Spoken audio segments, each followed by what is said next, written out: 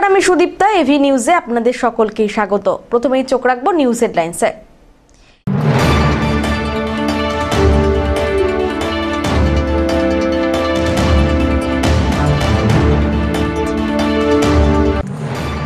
স্ত্রীকে খুন, দেহাংশ ব্যাগে নিয়ে গ্রামে ঘুরলেন স্বামী, পরে গ্রেফতার। ব্যাপক চাঞ্চল্য ময়নাগুড়িতে।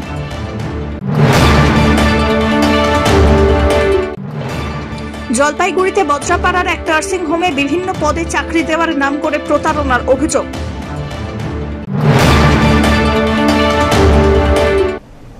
এবার আসছে বিস্তারিত সংবাদে। স্ত্রীকে খুন করে দেহাংশ আলাদা করে ফেলল স্বামী। ময়নাগুড়ির ব্যাংকান্দি গ্রামে ঘটে এমনই রোমহর্ষকর ঘটনা। এলাকার বাসিন্দাদের দাবি, স্ত্রী দীপালি রায়কে খুন করে কলিজা নিয়ে গ্রামে ঘুরে বেড়াচ্ছে তার স্বামী রমেশ রায়। সেই খবর পেয়ে ময়নাগুড়ি থানার পুলিশ এসে দেহ উদ্ধার করে। অভিযুক্ত এলাকাতেই ঘুরে বেড়াচ্ছে বলে দাবি বাসিন্দাদের। অভিযুক্ত স্বামী রমেশ রায়কে গ্রেপ্তারের চেষ্টা চালাচ্ছে পুলিশ। দেহ ময়না তদন্তের জন্য জলপাইগুড়ি মেডিকেল কলেজ ও হাসপাতালে নিয়ে যাওয়া হয়। প্রাথমিক পর্যবেক্ষণে পুলিশের দাবি, দেহের বেশ কিছু অংশ মিসিং রয়েছে। সেগুলি পলাতক স্বামীর কাছেই আছে বলে দাবি বাসিন্দাদের।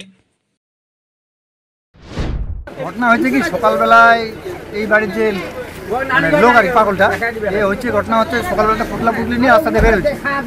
তারপর আমরা রাস্তার মধ্যে দেখলাম, দেখার পরে আবার চিন্তা করলাম যে কই যাচ্ছে। তারপর ও করছে কি আরেকজনের বাড়িতে গেছে, ওই বাড়িতে গিয়ে করছে কি ওর যে বুকের কলিজাটা আছে সেটা ওই বাড়িতে দেখাইছি। দেখানোর পরে ওই বাড়ি থেকে আমাকে ফোন করছে। আমি আবার ফোন পাওয়া মাত্রই যে ওনার যে গার্জিয়ান তার বাড়িতে আসছি। আইসা ওনাকে জিজ্ঞাসা করলাম যে আপনার বাড়িতে আপনার এই পাগলটা এরকম করছে, আপনি একটু ঘরের ভিতরে গিয়ে দেখেন তো যে ওনার স্ত্রী ঠিক আছে কিনা। তারপর তো উনি আর আমি এদিকে আসুন, উনি আর আমি দুজনে গিয়ে দেখলাম ঘরের মধ্যে, তো ঘরের মধ্যে কোনো কিছু নাই, বিছানা ছড়াছড়ি হয়ে আছে, অন্ধকারে কিছু দেখা যাচ্ছে না। তারপর ওনাকে দেখে লাইট আনাইলাম। লাইটটা আনার পরে দেখি, লাইট টর্চ মেরে দেখি কি ওখানে বিছানার মধ্যে শুধু রক্ত পড়ে আছে। রক্ত পড়ে থেকে তো আমাদের সন্দেহ হয়ে গেল। তারপরে আমরা প্রধানকে বললাম যে আপনি একটু থানায় ফোন করেন, ফোন করে একটু পুলিশকে আসতে বলেন যে এখানে কি ঘটনা হচ্ছে। এইটুকুই আমরা জানি। কে মারা গেল? মারা গেছে একজন মহিলা। ওনার স্ত্রী আছে। নাম কি তার? ওনার নাম হচ্ছে কি দীপালি রায়। দীপালি রায় না দীপালি রায়। আর কে মারলো কে? যতদূর সম্ভব ওনার স্বামী মারছে। নাম কি? ওনার নাম হচ্ছে রমেশ রায়। এখানে আজকে সকাল 8টার দিকে আমাকে একজন ফোন করে, উনি ভাইস্তার সম্পর্কে। তো উনি বলতেছে যে কাকিমা এরকম এরকম তোমাদের বাড়ির পাশে রমেশ রায় যে আছে, উনি হচ্ছে আমাদের বাড়িতে ঘাড়ে একটা ব্যাগ নিয়ে আসলো, কিন্তু উনি ওই ব্যাগের মধ্যে মানে বুকের যে কলজা আছে ওই কলিজাটা আমাদেরকে দেখাইলো। তো উনারা ওটা দেখে ভয় পেয়ে উনারা আবার বাড়ি থেকে বের করে দিছে। বের করে দেওয়ার পরে আমাকে ফোন করছে। আমি শোনার পরে স্পটে এসে দেখি, দেখার পরে ঘরের ভিতরে পুরা রক্ত। তারপরে দেখার পরে আমি প্রথমে আইসি সাহেবকে ফোন করি। ফোন করার পরে উনারা পাঠাইছে। আইসা দেখার পরে এখানে ডেড বডি ভিতরে আছে। তো মানে যে মার্ডার করছে উনি তো এখন নাই, উনি ঘাড়ে ব্যাগ নিয়ে কেউ বলতেছে উত্তর দিকে গেছে, কেউ বলতেছে স্টেশনের দিকে গেছে। তো এখন পর্যন্ত খবর পাওয়া যায়নি। পিনাকি শিলের রিপোর্ট।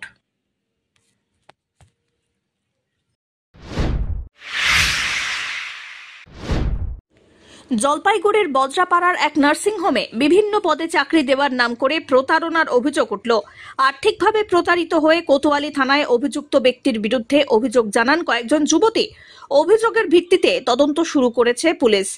বেসরকারি হাসপাতালে কর্মী, রিসেপশনিস্ট সহ বিভিন্ন পদে যুবতীদের কাজ দেওয়া হবে, এরকম প্রলোভন দেখিয়ে অভিযুক্ত ব্যক্তি ময়নাগুড়ির কয়েকজন যুবতীর কাছ থেকে 15ই আগস্ট থেকে সিভি সংগ্রহ করে বলে অভিযোগ। সিভি জমা করার সময় 100 টাকা করে নেওয়া হয়। যুবতীদের সঙ্গে বজ্রাপাড়া নার্সিং হোমের ভিতরে যেখানে রোগীর পরিজনরা অপেক্ষা করেন সেখানে দেখা করেন অভিযুক্ত। কথাবার্তার পর বাইরে এসে যুবতীদের থেকে টাকা নেওয়া হয়। এরপরে পোশাকের জন্য দ্বিতীয় দফায় 1350 টাকা এবং জুতোর জন্য 100 টাকা করে নেওয়া হয়। 21শে আগস্ট তাদের কাজে যোগ দিতে বলা হয়েছিল। এদিন অভিযুক্ত ব্যক্তির খোঁজ করে পায়নি যুবতীরা। নার্সিংহোম কর্তৃপক্ষের তরফ থেকে যুবতীদের জানানো হয় কারো মাধ্যমে কোনো কর্মী নিয়োগ হচ্ছে না। এরপরেই যুবতীরা বুঝতে পারেন তাদের সঙ্গে প্রতারণা হয়েছে। থানায় অভিযুক্ত ব্যক্তির ছবি দিয়ে অভিযোগ জানায় যুবতীরা। জানা গিয়েছে অভিযুক্তর বাড়ি সেনপাড়ায়। ময়নাগুড়ির ইন্দিরা মোড়ের বাসিন্দা রিঙ্কি দেবনাথ কি বললেন শুনুন।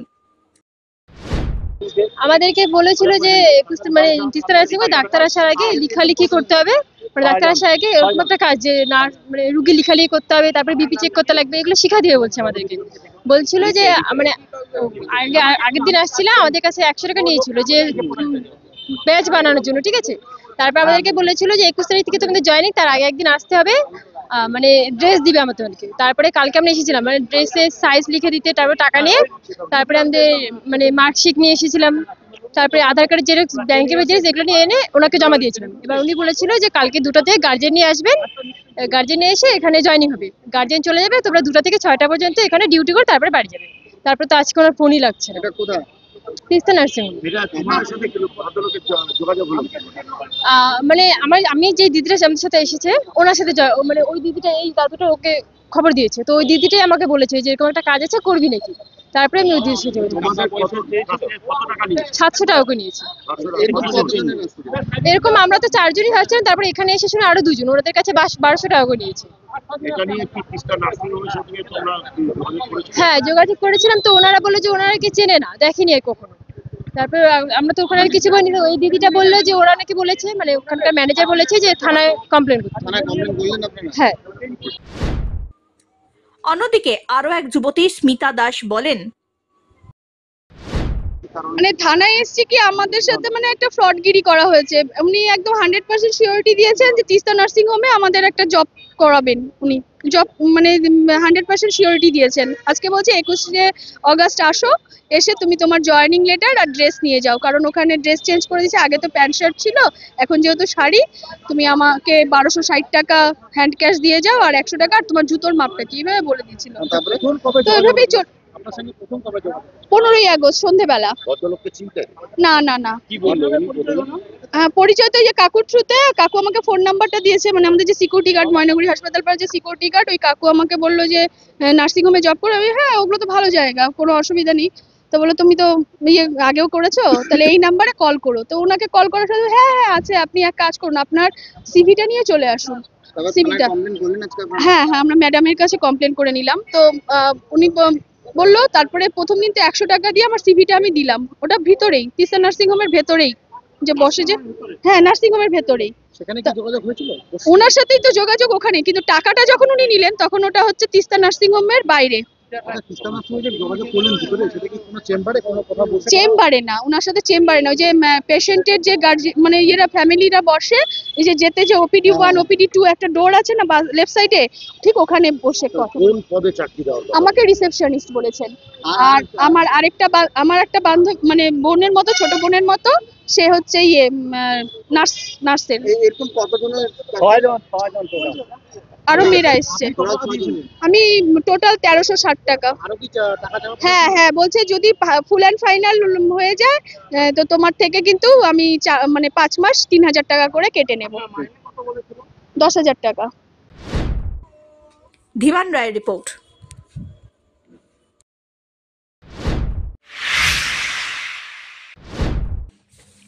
জলপাইগুড়ি পলিটেকনিক কলেজের ছাত্রীর আত্মহত্যার ঘটনায় অভিযুক্ত যুবক পরিমল বর্মনকে গ্রেপ্তার করল কোতোয়ালি থানার পুলিশ।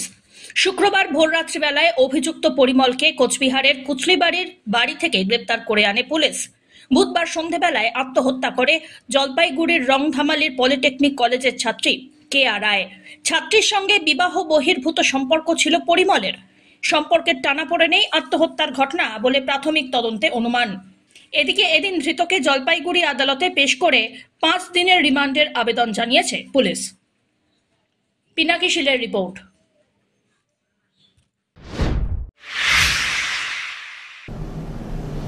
নিয়ে নিচ্ছে ছোট্ট একটি বিরতি, ফিরে আসছি বিরতির পর, সঙ্গে থাকুন।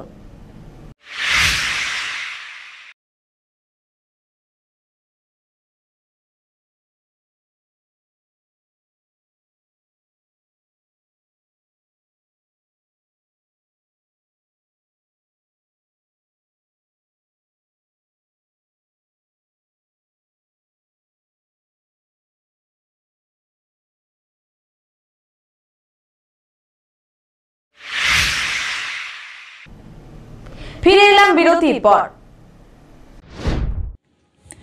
বাল্যবিবাহ প্রতিরোধে বিশেষ সচেতনতামূলক কর্মসূচি জলপাইগুড়ির মোহিতনগর কলোনি তারাপ্রসাদ বালিকা বিদ্যালয়ে শুক্রবার জেলা প্রশাসনের উদ্যোগে আয়োজিত হল শিশু বিবাহ প্রতিরোধ ও কিশোর কিশোরীদের সমস্যা বিষয়ক এক বিশেষ সচেতনতামূলক কর্মসূচি।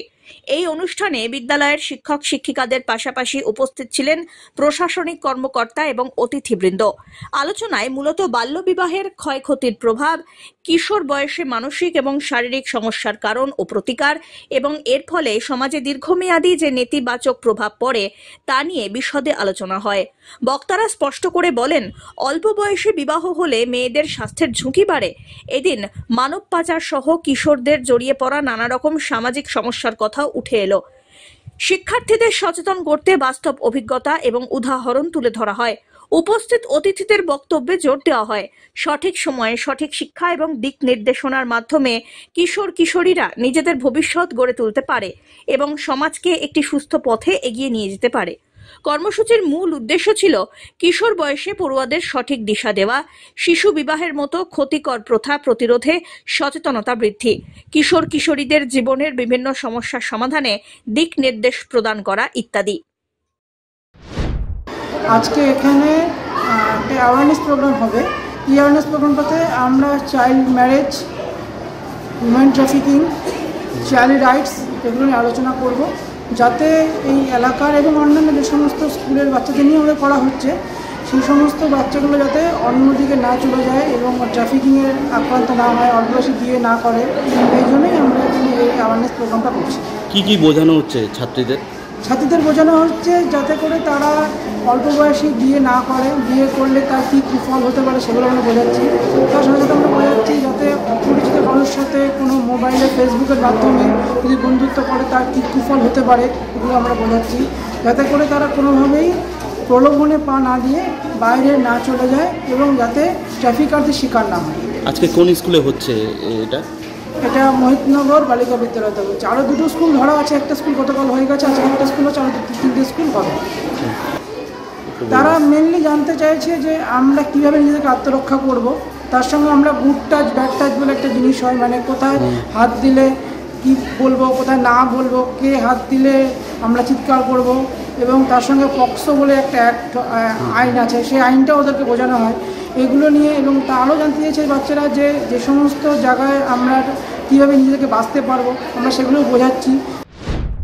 আজকে মেনলি আমাদের বিদ্যালয়ের সমস্ত ছাত্রীদেরকে মানে অল্প বয়সে যাতে তারা বিয়ে না করে এবং তার কি কুফল হতে পারে সেই বিষয়ে তাদেরকে বোঝানো হচ্ছে, এবং বাইরের পরিবেশের সঙ্গে কীভাবে তাদেরকে নিজেদেরকে অ্যাডজাস্ট করে চলতে হবে সেটা সম্পর্কে তাদেরকে ওয়াকিবহাল করানোর জন্যে আমাদের ডিএম অফিস থেকে একটি প্রকল্প নেওয়া হয়েছে, এবং সেখানে হেলথের থেকে লোক রয়েছেন, ইউনিসেফ থেকে লোক আছেন যারা বাচ্চাদের সরাসরি বোঝানোর জন্য এগিয়ে এসেছেন।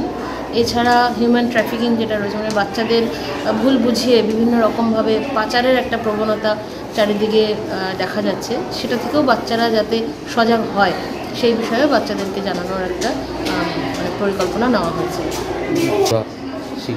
বাচ্চারা তো অবশ্যই যে কোনো নতুন জিনিস দেখলেই ওরা আগ্রহী হয়, তো এর আগেও আমাদের এই বিষয় নিয়ে আলোচনা হয়েছে, ওরা কিছুটা জানে। আশা করি ওরা আজকেও আরও বিস্তারিত আলোচনা হলে বিষয়গুলো আরও ভালোভাবে বুঝতে পারবে এবং নিজেদেরকে ওরা আরও সঠিকভাবে এগিয়ে নিয়ে যেতে পারবে। ধীমান রায়ের রিপোর্ট।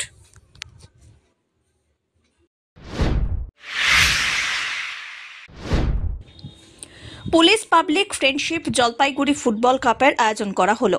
রাজগঞ্জ থানার ব্যবস্থাপনায় রাজগঞ্জের শ্রী সংঘ ক্লাব ময়দানে এই খেলাটি অনুষ্ঠিত হচ্ছে।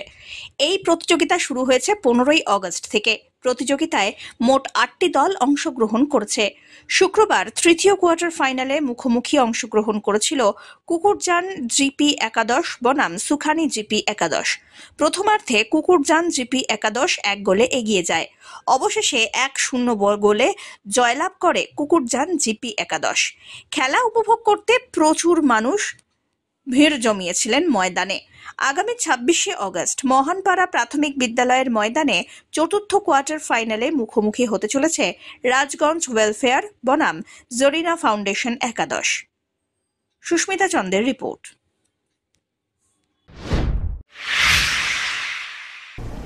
শেষ করবার আগে নিউজ হেডলাইন্স আরো একবার।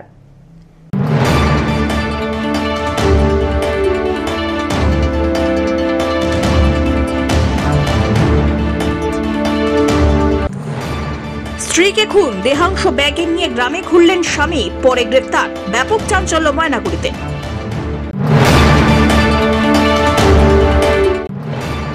জলপাইগুড়িতে বজ্রাপাড়ার এক নার্সিং হোমে বিভিন্ন পদে চাকরি দেওয়ার নাম করে প্রতারণার অভিযোগ।